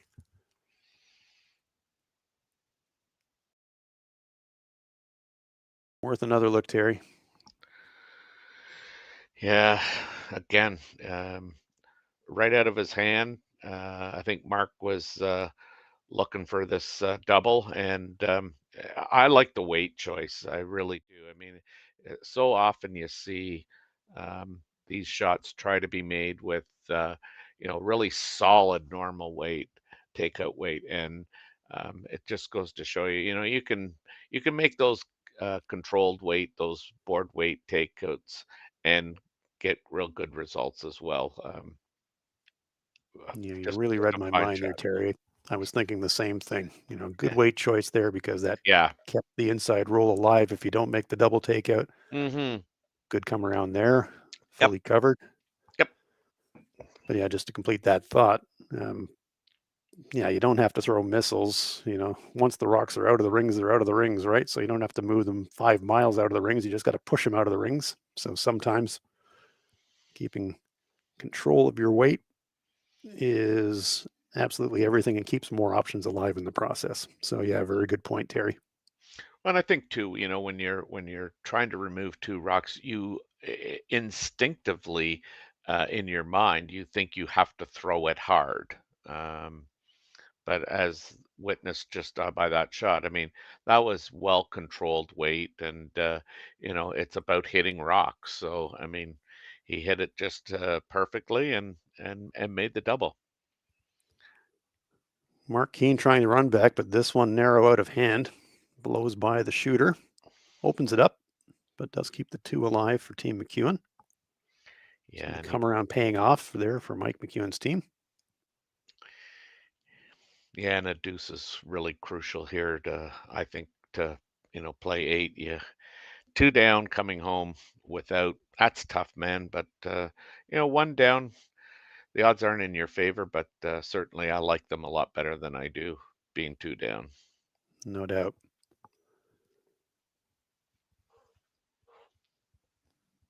First skip stone for Mike McEwen. And last rock here in the sixth. Good opportunity if he can duck this one behind cover. Keeps that crucial two alive.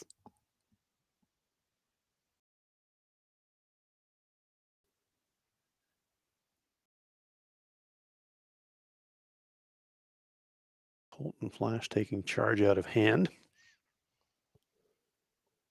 Seem pretty happy with distance. Haven't pivoted yet to sweep for Barry. Well by the stone in the 8 foot. You don't want to go too far. Oh, that's perfect. I mean, what execution that is. They really had to be, parallel with each other to avoid a double, and it looks awfully good. Because I mean, Mark cannot throw, any huge weight at this, um, and I cannot see him playing the one that has the danger written all over it. Yeah, this is. Yeah, look for a moment that Mark was thinking about following that one down, but discretion being the better part of valor here. Yeah, I Just can't swallow believe your pride. I can't believe for a minute Mark even thought about that. So he knows the game so well.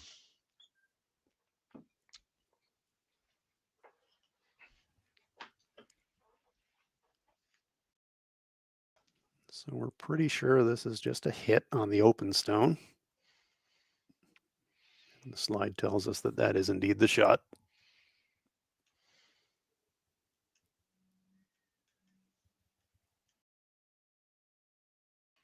Wants to stick around and Yeah. force a return shot from Mike to get his 2. No hesitation there from Mike McEwen. Drops down the brush. Just needs to remove the Kean stone, hang around to the 8-foot, and he'll throw a 2 on the board here in the 6th.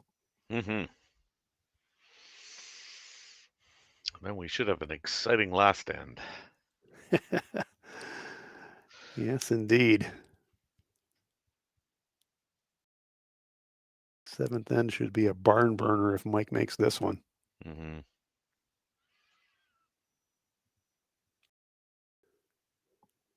Final stone on its way. Mike McEwen with an open hit for a pair. Again, love the weight choice here, but this has got a curl. It's starting to now. There you go. Yep. Well played. No problem at all for Mike McEwen. Sticks it on the nose, puts a pair on the board, and this one has tightened up again. Mark Kean carrying now a narrow 6-5 lead into the 7th end here at the Henderson Medal Fall Classic at Sault Ste. Marie. 7th end underway in Sault Ste. Marie at the Henderson Medal Fall Classic. Mark Kean, Mike McEwen. It is a ding-dong battle. Kean holding a 6-5 lead. They've got last rock in the 7th. Hans Frauenlob here with Terry Corbin. Terry, fantastic weekend curling in Sault Ste. Marie, and what a game this is.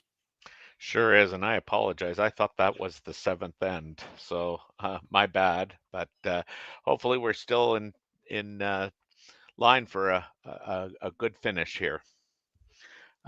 Just speaking of finishes, we have a couple games that are done.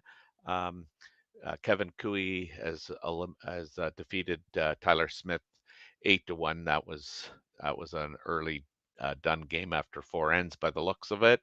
And we also have Matt Dunston um, beating Marcus Ramsfeld 8-2. On the other sheets, Joel Retornez, he's got a 3-2 lead over John Epping and has the hammer. Corey Droppin. He's got a big lead. He just stole 3 in the 5th, and he leads Sandy McEwen 7-1.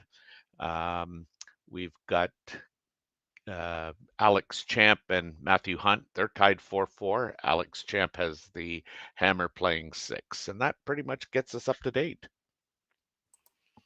Well, thanks for that, Terry. Good to know all the action going on across the sheets here at Sioux Curlers Association, and good crowd on hand as well, supporting the athletes.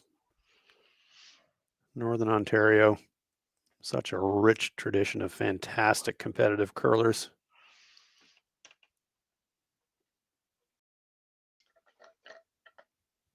Early in end number 7, and you do get the feeling that one way or the other, this end will be decisive. Kean with the hammer. If they can score a pair, they can pretty much take it out. But if Mike McEwen can steal here, tied up coming home, and it will be all on. So action early in the end, piling up around that center guard. We've seen that from Mark Kean right through the game. Mm-hmm. With last rock, he's been very comfortable going around center guards, Terry. Yes, he really has. And I mean, ultimately, I think we talked about it at the first of the game. You know, the key really was going to be, in my opinion, um, um, are revolving around Colton Flash. And I think, the story of the game so far has been uh, Brady Lumley's outcurled Colton. And then you add that to Mark's 2 big shots in the 2nd and the 5th end, I believe. And Mark's deserving of this 6-5 lead. Oh, there is no doubt about that, Terry. They have been full value in this game. They've played very, very well. Matthew Garner looking to lob one towards the pile. 2 green stones of Team McEwen in excellent places for them. So they're going to have to do some repositioning here.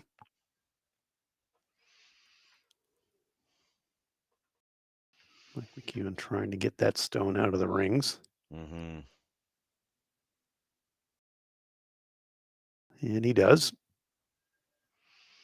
So he's sizing it up. Those stones in the rings in a bit of a diamond formation there.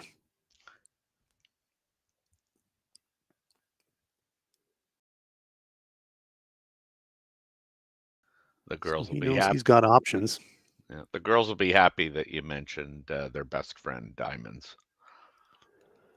Well, the rock placements and the rock angles are always fascinating to me. I love mixed doubles curling, and one of the reasons I love mixed doubles curling is the quarter freeze versus a half freeze versus a stone being a rock forward or a stone being a rock further back can change everything in terms of your shot options. Sure can. I mean, I was never really a fan of mixed doubles or doubles, period, until I played it. Um, it's and I guess the thing I appreciate about watching the good players play is like how quick they have to make decisions. Like it's fast. Um, Oh yeah. it truly is, and certainly for people like myself who can get easily bored. There's no time to be bored in that game. Some fantastic shots called, some fantastic shots made. I love the even the strategy of do we do the power play now or I and again we've seen the setup for that power play and people now chipping in the rock and Hmm. I'm just thinking like what's the next rule that they're going to implement to make it even better. Mixed doubles has certainly evolved quickly and has become It really has. it's become a discipline of its own, as I think everybody in the sport hoped it would. It's developed its own personality and its own specialty and its own strategy, and that's great to see. And as we return our focus here to our game, we can see that Team McEwen have lined up a couple of center guards now, and so pretty important now for Hmm. Team Kean to get a 2-for-1 deal somewhere along the line, but they're not going to do it on this shot. That'll just jam and stuff. So that advantage Team McEwen leaves the stones accumulating in front of the rings, which is good for Mike, not so good for Mark. Hmm. And see, I told you it's hard to stay focused. So there you go. But yeah, I kind of come back to the mixed doubles thing, Terry. I mean, you're exactly right. I mean, and um, what I've noticed now is younger players that are kind of entering the sport. Um, they've never known the sport without mixed doubles, and often that'll be what they play first. As we see the time clock running here, so time pressure a bit of a factor now for Team McEwen. We're on the seventh end, so they should have plenty of time to complete their shots, but they do have a bit more time pressure than Team Yeah. Kean.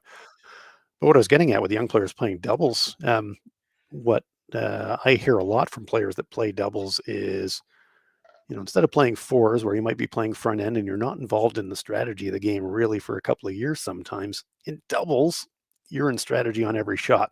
As we see some contact, stones moving around, 2 stones in the rings unlocks the stones. So in one sense, that improves things for Mark Kean, but Team McEwen still lying, well, first and third now. Hmm.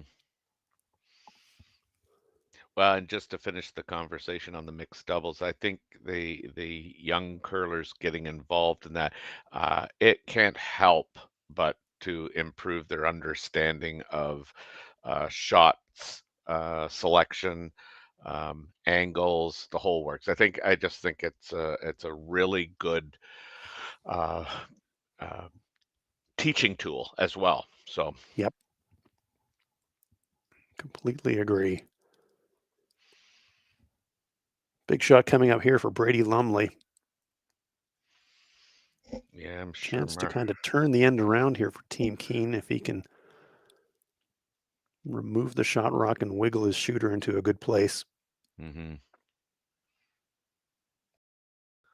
Looks like he's pretty much got it on the nose. Looking for a little inside Oh, he flop. They did. get He that got little it. inside flop. Not bad. That's a pretty good shot. Now we can see a bit all in here for Mike McEwen. Yeah, this is a tough shot. You're playing with like air to get by that top yellow.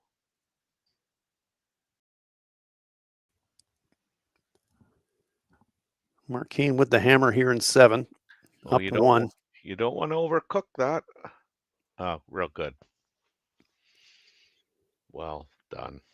Yep, arm in the air from Mike McEwen, acknowledging how good that shot was.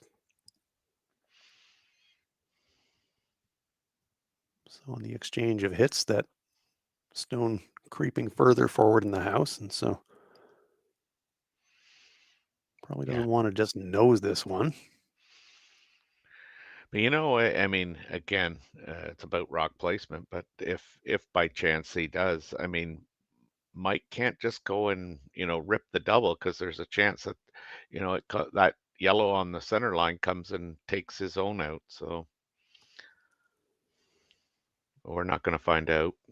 Yep, just happy to roll it away, have it sit in the rings in 3rd shot position. So that's a potential saver there for a big multi-end. Mm-hmm.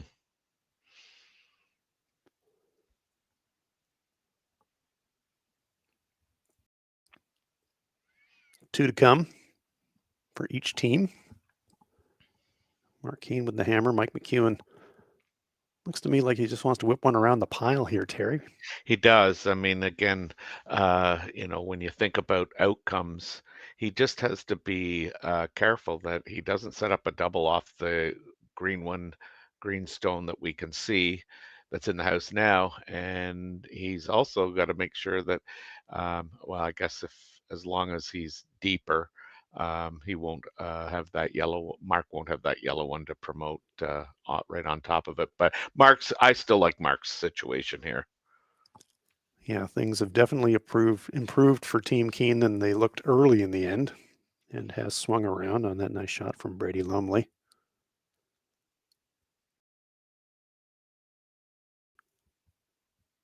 Magic Mike trying to sink one behind the pile.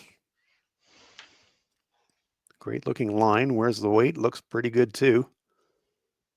And he leaves it sitting on the tee line fully buried and has taken it deep enough that I don't think Mark can promote yellow onto green. Good shot. Mm-hmm. Here's another look. Through the hole, and Mike seems pretty happy with it. I sure would be. Button is available for Mark Kean if it comes to that, but Mm-hmm. still 2 to play, and so he's thinking, can we make thin double here, guys? I think the way it curls, that promoting the yellow one is still there. But if I mark, I probably do play uh, the green stone and try and roll in. The risk, of course, if you're playing the yellow on the 8-foot on an angle to try and get to the shot rock, if you catch it, then you spill it out, then all of a sudden you're leaving your opponent lying too. Yeah, I certainly wouldn't play it with any weight if I was playing the hit on the green and try and get the roll. I wouldn't play it with any weight. It would be, barely, uh, I barely bored, be bored to hack. Again, the time clock showing Mark's got lots of time left. But Mark's choosing to run this yellow one in, which again, I don't think's a bad call. Well, the inside thin double is certainly not there because of that yellow guard now as we look at it from the Yeah. delivery end. So that's definitely not an option. So you're going to have to do something else. And so that's something else that Mark Kean is electing is going to be a play on that yellow guard. Going to push it in somewhere on an angle. And the question is, where's the contact point that he's looking for? It's on its way. Nose is pretty close to making this. Bang. Oh, yeah. 2. Goes across the top, opens it up. So decision now for Mike McEwen. Is a force good enough? Or you need to steal 2? Yeah, I think you need to force. and take your chances. Well, I like what he's looking at here because, if you're going to steal, why not try to steal two? A lot of teams would just say, okay, great, we'll steal the one, take our Oh, chances tied up, okay. cap it, take away the path to the button or something like that. Mike McEwen's thinking that's, stealing one's not good enough. If we're going to steal one, let's be aggressive and try to steal two. Yeah, I misinterpreted. I thought you meant like, do we try and force for one, and then try and get our two in 8 or Right. possibly the 3? But yeah, no, I definitely agree. I think um, forcing Mark into the most difficult shot possible is the ideal scenario. It's where does the rock need to be to make that scenario possible? So Mike McEwen going to draw around that stone in the front 8 foot, saying back to Mark Kean, okay, I will give you that short run back, but Hmm. if I put this in a good place, if you stuff up that short run back, I might steal two on you. But this is where, I mean, Mike has had Mark on the ropes a couple of times for a steal of one, and then just has not placed the rock in the perfect spot, and that's resulted in, Mark making a great shot.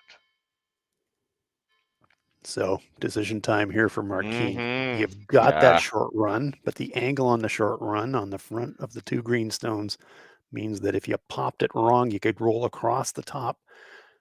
You could follow the stone that Mike threw and just try to push it back to score your one, but you're a couple of feet heavy with that. Clip, flip, you steal two again. So really good rock placement from Mike McEwen and a tough choice coming up here for Mark Kean. And it looks like Mark's elected to kind of take one here by trying to make this double. It looks like he's abandoned the option of scoring. Well, yeah, but gosh, boy, if you're ever over curling, if you ever clip that front yellow, you're dropping Oh, three all of a sudden. exactly. That's why he's throwing it, and I'm up here. So, shot of the game coming up for Mark Kean. We did see him crash a corner guard on a dig attempt in the prior end. Needs to put that thought out of his mind. Final stone on its way here on the seventh end for Mark Kean. Yeah, this has got no attempt at the front one, so making the double. Oh, nice shot.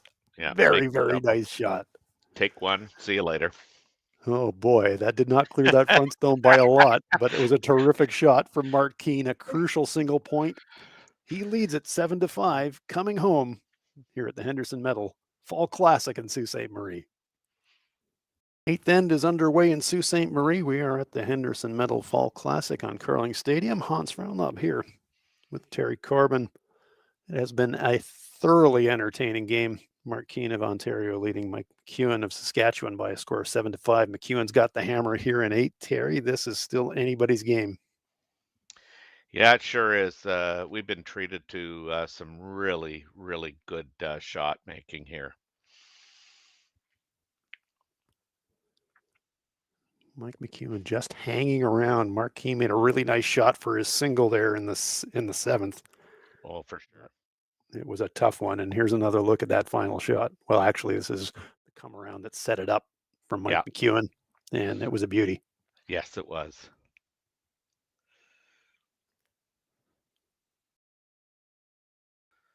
My two favorite people kind of anymore to watch um, when they need 2 points is McEwen and then Dunstone.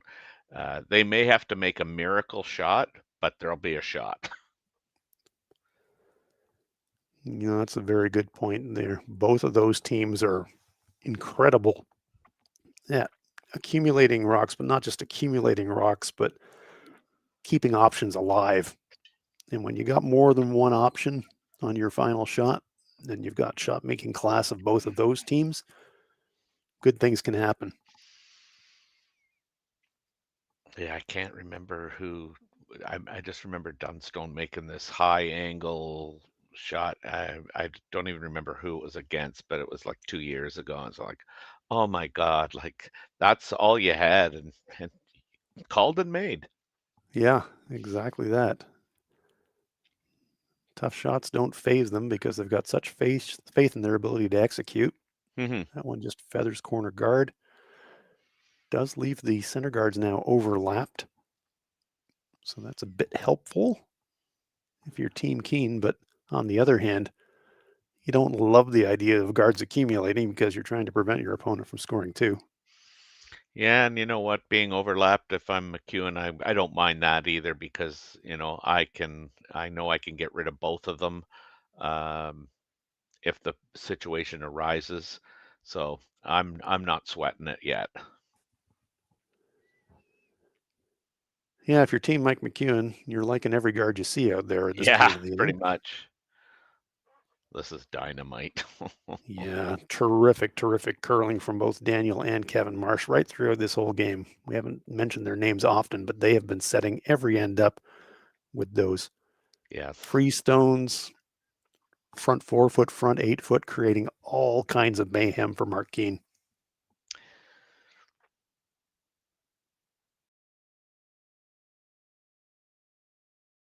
Matthew Garner. You mentioned the youth of this front end, Terry. I Yes. mean, they'll have grown up watching Mike McEwen making circus shots in Briars and in slams and things like that. How does that weigh on a young players in a team playing legends like Mike McEwen in these situations? Well, you know what? I think they've seen enough of them that that those types of things aren't going to bother them too much.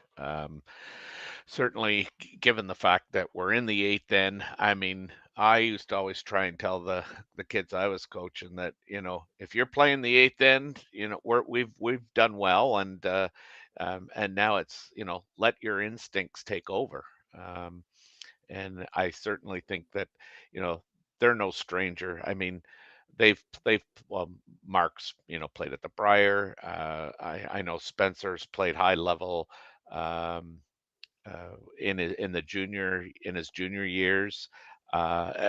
They're winners, and this is to me at this stage of the game, it's about um, trying to beat an opponent, not trying to beat Mike McEwen. Huge decision moment coming up here for Mark Keane. Hmm.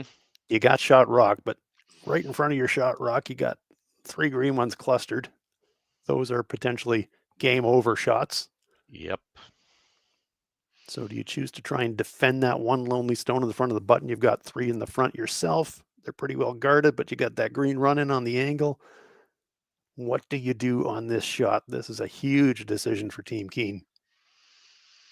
Yeah, because I think he's got to get it past that one yellow because I think uh, you know he could or McEwen could potentially run that yellow in, and all they're going to have to do is just tick that green. Well, the guard is elected. And so that tells us that, we talked about going all in. So far, it's all Hmm. about defending that shot rock for Mark Keane. And we can see the green stones right in front of that shot rock from the overhead. And Colton Flash, like a hungry dog looking at a pork chop here, he wants to really Hmm. hum something at something. Yes, this is his wheelhouse. This is his specialty.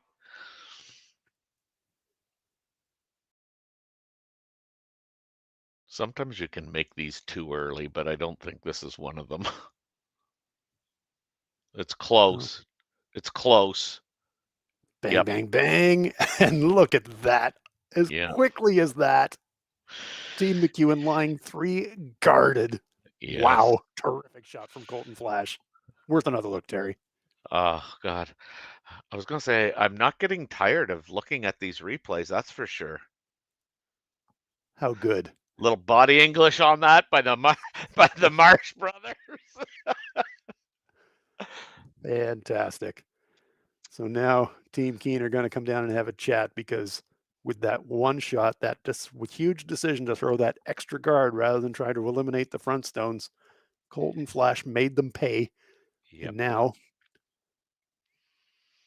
in a heartbeat, you've gone from having control of the game to looking at loss. Hmm. I like the shot Mark just kind of uh, mentioned is you might be able to hit what you can see of that yellow rock in the triangle, it'll bounce off the one that's beside it and roll back into the pile, and that might eliminate two rocks and get yourself a counter or at least a rock of your color in the rings.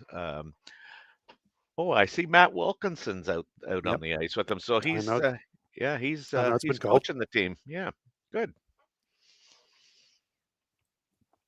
Matt's been a long time coach, especially in the junior ranks. Coached a lot of good teams out of the KW area. I like this shot, I really do, because I think it does. I think it just goes back into the pile, and you're not going to be first or second shot in all likelihood, but um, you probably are going to be third shot, but at least you've got a rock in there that's usable, and Well, you've eliminated one of theirs. yeah, and importantly, you're kind of unlocking the center in the process if you Oh make this as yeah, well. So crucial shot here for Brady Lumley. Needs yeah. contact. Has he I was got just gonna say contact? no. Oh, that's not the way. Geez whiz, that Needed might have. more contact on that stone than he got. Just grazed it. Leaves two in the front. I was So just yeah, timeout's going to be called now by Team McEwen. yeah. I was just gonna say, man, oh man, you really don't want to overthrow this, and yeah, I'm just making a hypothetical here, but I just feel that that was a little bit of an adrenaline rush. So now Team McEwen sense that this is their moment after that Hmm. fantastic race from Colton Flash. Now they're lying three, double stacked guards in front of them. Green one on the logo in the front defending the shot rocks. So in this situation, the question I always ask myself is if we didn't throw anything, could we make things, if could it be Yeah, worse, right? So you don't want to create something that creates a shot for Mark Kean. But on the other no. hand, this is a chance to really, Hmm. the pressure's on Mark Kean in a huge way now. And now you can kind of ratchet it up tenfold. And Mike's kind of aware of, what's going on. I mean, he even in their little discussion, I know, even though I can't hear him, I saw him tap the yellow rock, that Mark's got this off off of his own into the pile, and so he's acutely aware of what the situation is and really what Mark has got. And right now, I'd say Mark hasn't got much but that right now. Yep, that hit and roll saver on that Yellowstone as we look at it on the overhead on the right hand side of the 12-foot is the bailout shot for Mark Keane, but that's like a 10 percenter. Oh, I know. You don't really want to throw that stone if you're Mark Keane, but you may not have an option.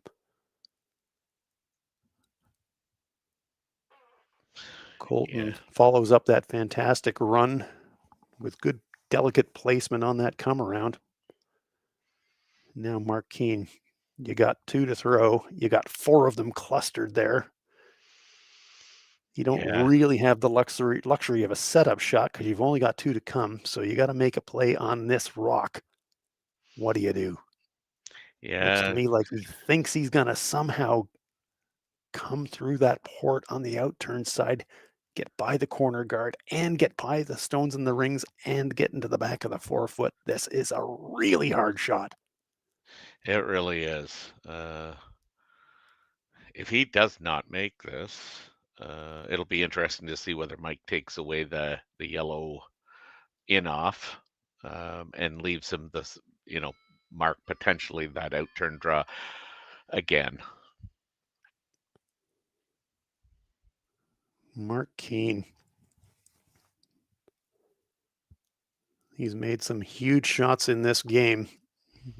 Nothing bigger than this one now. This is potentially a game saver if he Hmm. makes it, or if not, he could be locking himself out.